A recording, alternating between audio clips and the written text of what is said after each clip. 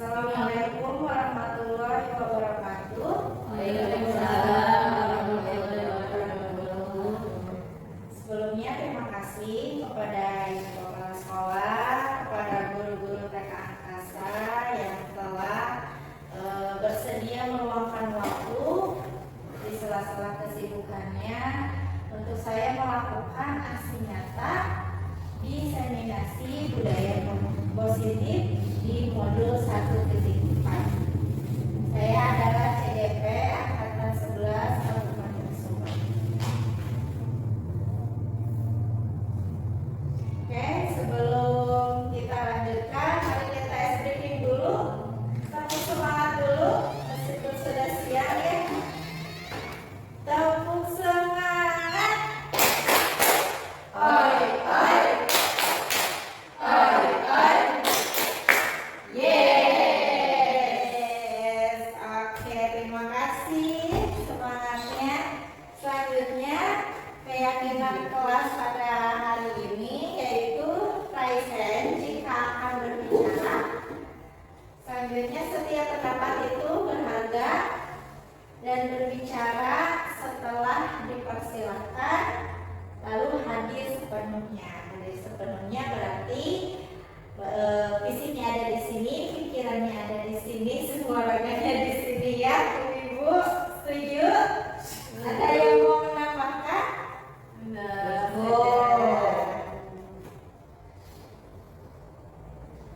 Masuk ke materi yaitu konsep utama modul budaya positif. Yang pertama yaitu pembelajaran dengan paradigma baru. Yang kedua, disiplin positif. Yang ketiga, motivasi perilaku manusia. Selanjutnya, keyakinan sekolah atau kelas. Selanjutnya, kebutuhan dasar manusia.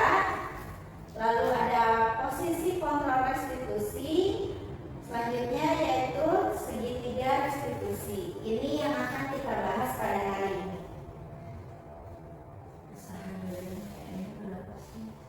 Selanjutnya kita masuk ke pembelajaran dengan paradigma baru. Pembelajaran dengan paradigma baru dirancang berdasarkan prinsip pembelajaran yang terdiferensiasi sehingga setiap siswa belajar sesuai dengan kebutuhan dari tahap pertama untuk mewujudkan profil pelajar Pancasila. Ibu masih ingat profil pelajar Pancasila dimensinya ada berapa? Ada 6. Yang pertama Global. Yang pertama beriman, bertakwa,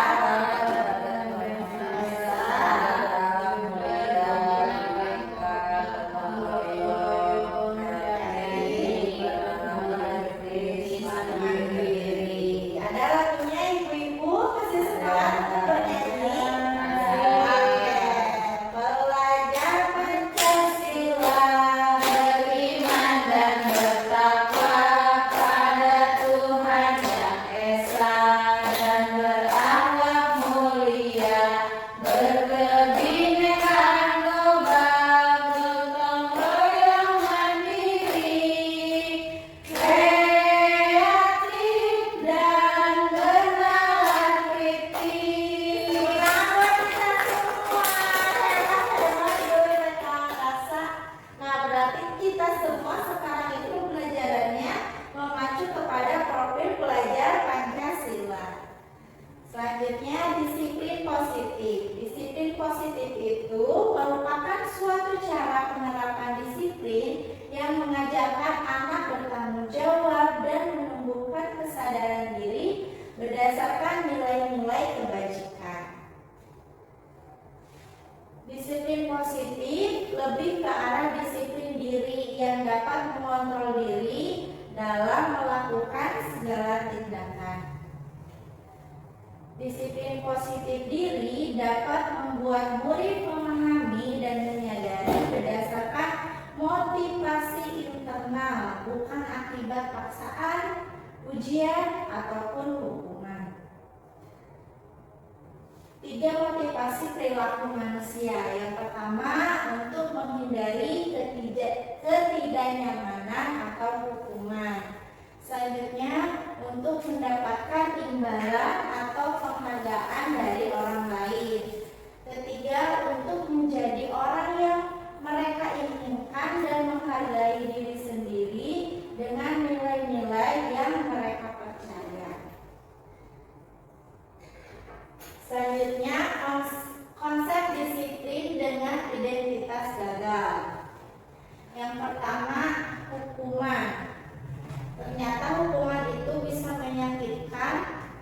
tidak nyaman, murid menjadi takut, lalu ada paksaan, murid menyembunyikan kesalahan dan rendah diri.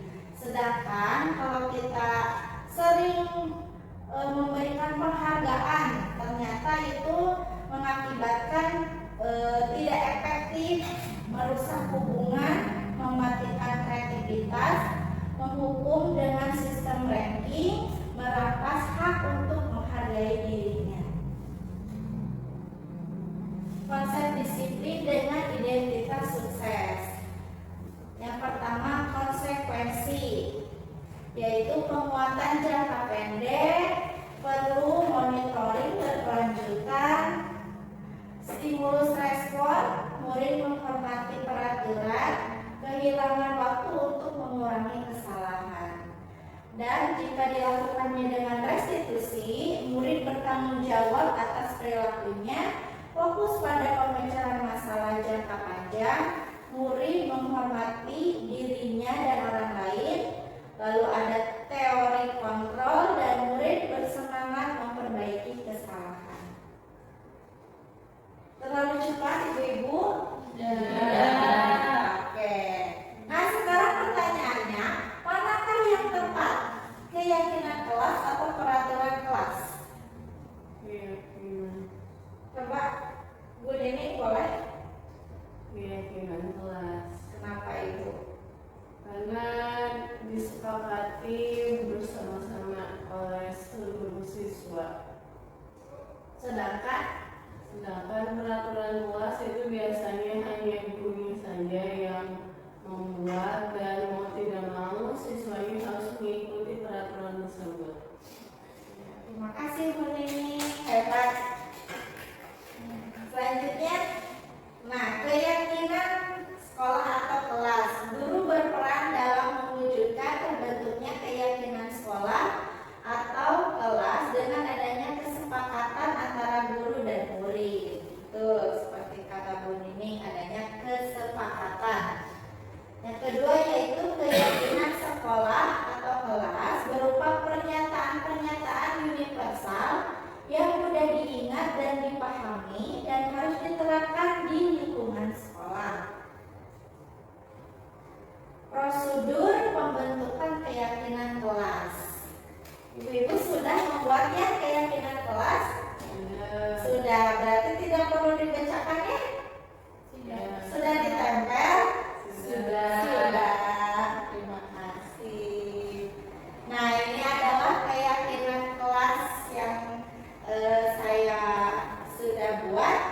Yang pertama yaitu mendengarkan guru saat berbicara, makan dan minum sesuai adab, menghargai hasil karya sendiri dan teman, menjaga kebersihan dan kerapian kelas, saling menyayangi terhadap teman, disiplin waktu, serta meminta izin ketika keluar kelas.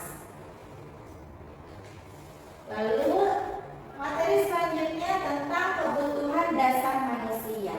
Ini ada suatu pernyataan ketika seorang murid melakukan suatu perbuatan yang bertentangan dengan nilai-nilai kebajikan atau melanggar peraturan, hal itu sebenarnya dikarenakan mereka gagal memenuhi kebutuhan dasar manusia.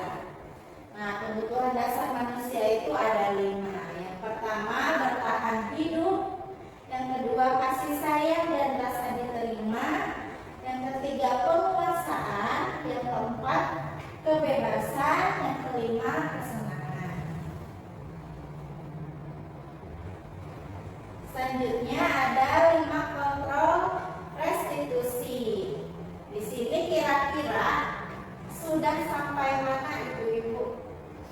Masih di tahap penghukum, pembuat merasa bersalah, atau sudah jadi teman, atau pemantau, atau sudah ke tahap yang lebih baik, manajer? Kadang jadi manajer, kadang jadi pemantau, kadang juga jadi teman. Semuanya. Nah, sebenarnya yang lebih baik itu dari 3 ke bawah. Untuk penghukum, kalau menjadi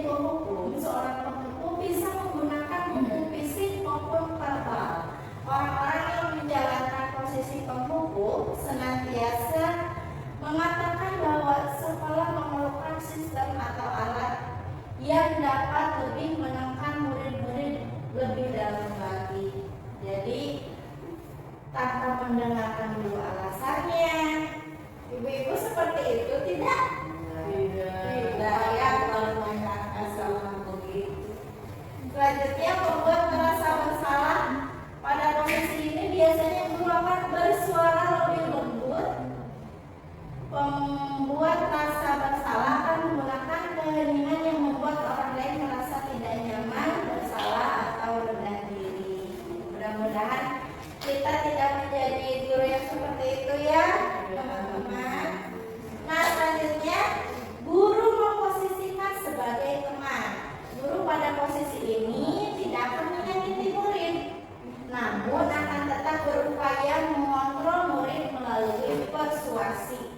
Jadi misalkan nurutnya ke satu guru aja, atau misalkan ketika gurunya membuat dia kecewa, ibu mau bukan teman aku lagi. Nah, jadi ada bahasa seperti itu. Kalau kita selalu memposisikan kita sebagai teman. Selanjutnya ada pemantau.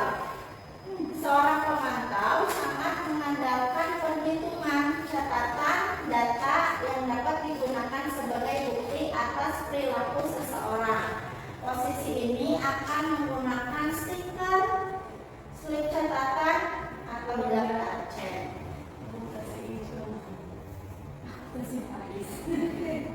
Ada yang mau berbagi dulu? Wida? Wida pernah menjadi posisi yang mana?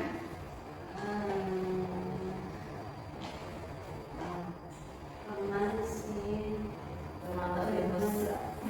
cuman kadang tadi itu ada anak yang merasa anaknya itu tidak saya perhatikan gitu. Jadi marah-marah, ibu guru ke anak itu aja katanya gitu. Tapi saya negur dia karena mungkin ada bersalah dia gitu. Jadi pengennya anak itu saya itu terus sama dia gitu.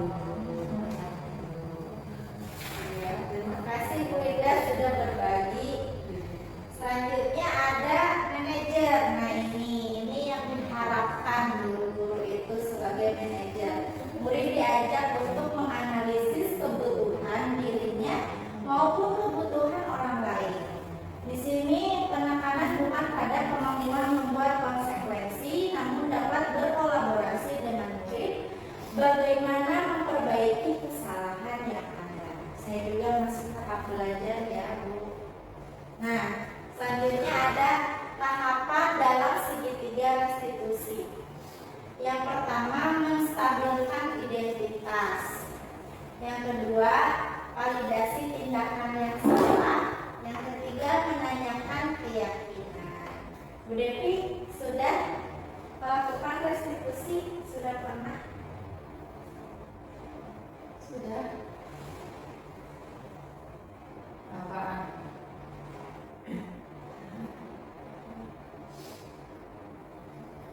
Kamu menanyakan keyakinan? Ya.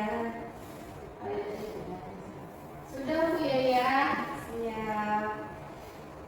Boleh berbagi.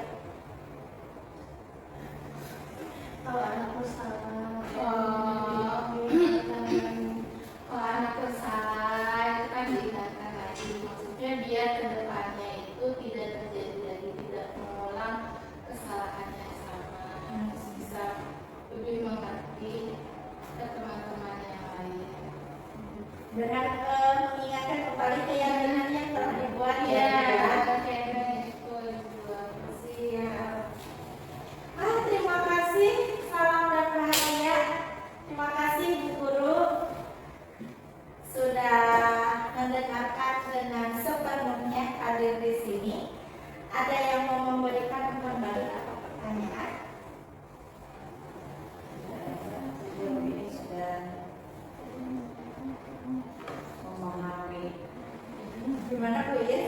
Ya kan Bu, sejauh ini sudah memahami, tapi mungkin ya kurang-kurangnya kita nanti bisa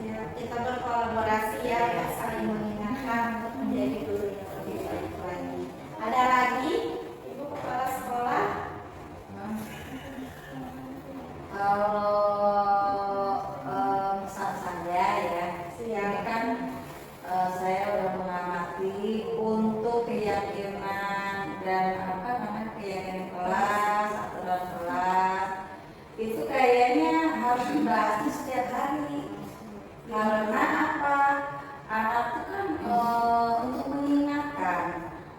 Kemarin mengingat, oh iya kemarin kan masih ada yang tidak melakukan ini ya, masih ada yang melanggar untuk hari ini. Jangan sampai ada yang melanggar lagi. Mungkin itu harus selalu setiap hari diingatkan. Karena hanya sekali kita bikin itu belum tentu.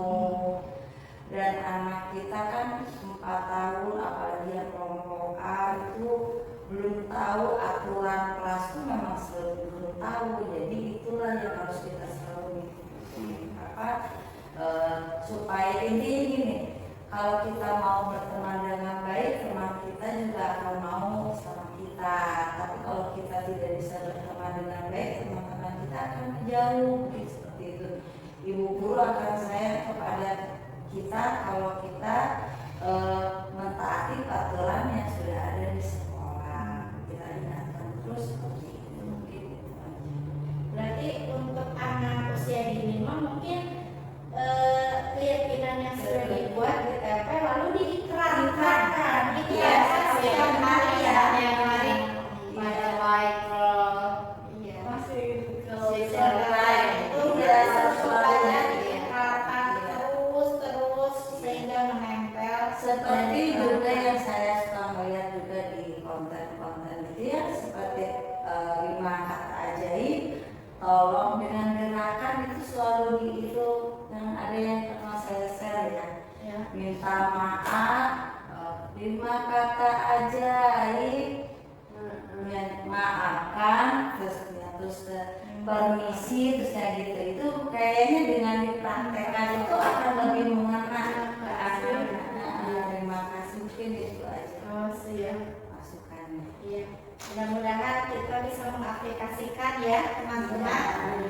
Ya. Terima kasih. Mohon maaf apabila ada kesalahan kata. Wassalamualaikum warahmatullahi wabarakatuh. Waalaikumsalam.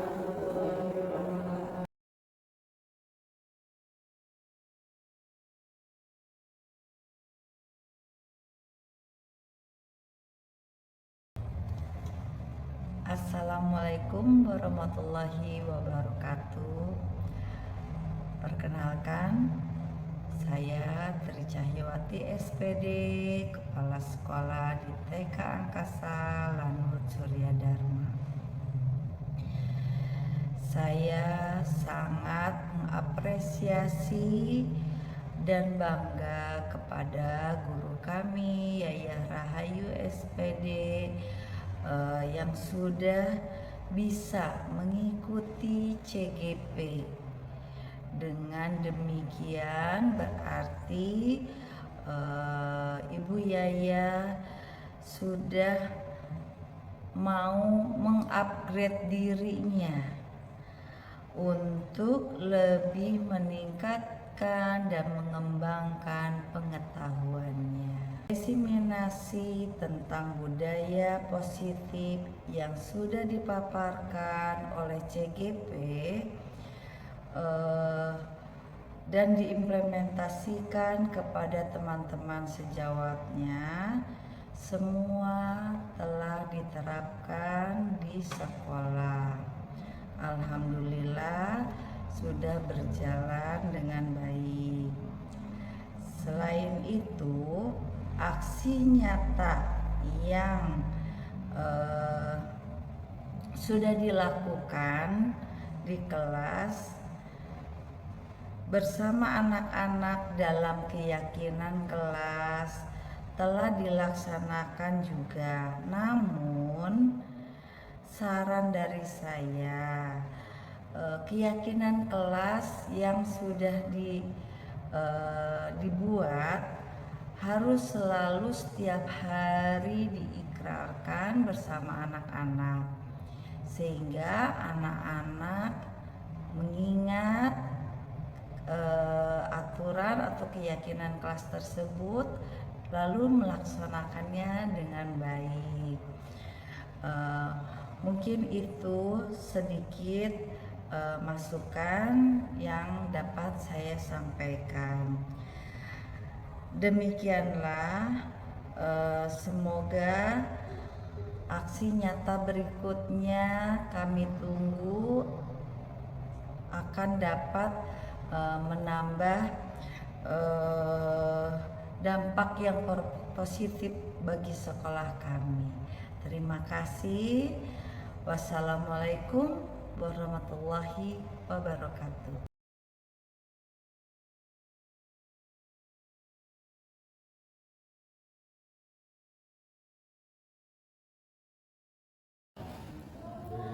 Assalamualaikum warahmatullahi wabarakatuh. Perkenalkan, saya Devi Diana Putri, rekan dari Ibu Yaya Rahayu. Diseminasi tentang budaya positif yang sudah dipaparkan oleh Ibu Yaya sangat bermanfaat, terutama tentang keyakinan kelas dan segitiga restitusi. Sangat bermanfaat untuk kami. Kami menjadi tahu letak posisi kontrol kami sebagai guru, apakah tindakan kami sebagai teman, manajerial, ataupun pemantau. Dan semoga dengan diseminasi ini kita dapat terapkan bersama-sama di sekolah. Saya rasa hanya itu yang bisa saya sampaikan. Wabillahi taufiq wal hidayah. Wassalamualaikum warahmatullahi wabarakatuh.